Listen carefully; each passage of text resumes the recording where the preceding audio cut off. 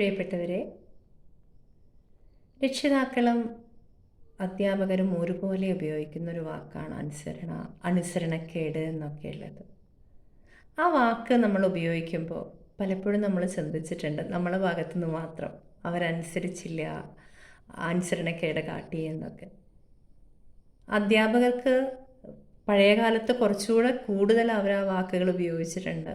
ഇന്ന് അതിൻ്റെ ഡയമെൻഷനൊക്കെ മാറിയതുകൊണ്ട് അനുസരണക്കേട് എന്നുള്ള വാക്കൊന്നും അധ്യാപകർ ഉപയോഗിക്കാൻ ചാൻസ് വളരെ കുറവാണ്.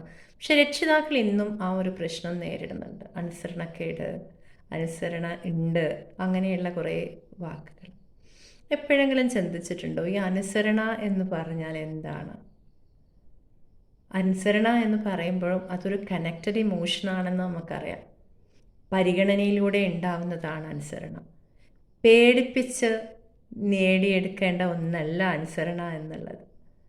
അവർ നമ്മളെ പരിഗണിക്കുമ്പോൾ ഉറപ്പായും അവർ നമ്മളെ അനുസരിക്കും.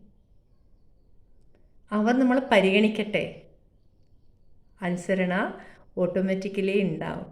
അപ്പോൾ എങ്ങനെയാണ് ഈ പരിഗണന എന്ന് പറയുന്നത്?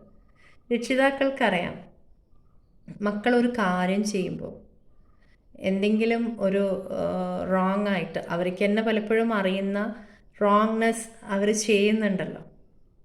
ടീനേജിൻ്റെ പ്രത്യേകതയും അതാണ്. അപ്പോൾ അങ്ങനെ ചെയ്യുമ്പോൾ അവരെ നമ്മളെ ഓർക്കുന്നുണ്ടെങ്കിൽ ഉറപ്പായും അവരാ തെറ്റ് ചെയ്യില്ല, അവർ നമ്മൾ പരിഗണിക്കുന്നുണ്ട്, അല്ലേ? അപ്പോൾ ആ പരിഗണനയാണ് നമുക്ക് വേണ്ടത്. പേടിപ്പിച്ചുണ്ടാക്കുന്ന പരിഗണനയോ അല്ലെങ്കിൽ പേടിപ്പിച്ചുണ്ടാക്കുന്ന അനുസരണയോ കാലാകാലം നിലനിൽക്കുന്ന ഒന്നല്ല.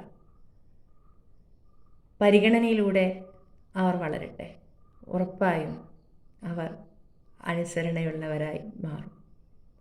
അധ്യാപകരാണെങ്കിലും മാതാപിതാക്കളാണെങ്കിലും അനുസരണയല്ല വേണ്ടത്. മക്കൾ നമ്മളെ പരിഗണിക്കട്ടെ, അവർ പരിഗണിച്ച് ജീവിക്കട്ടെ പരസ്പരം.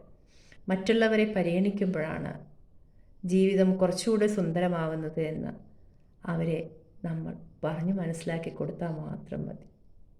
Thank you.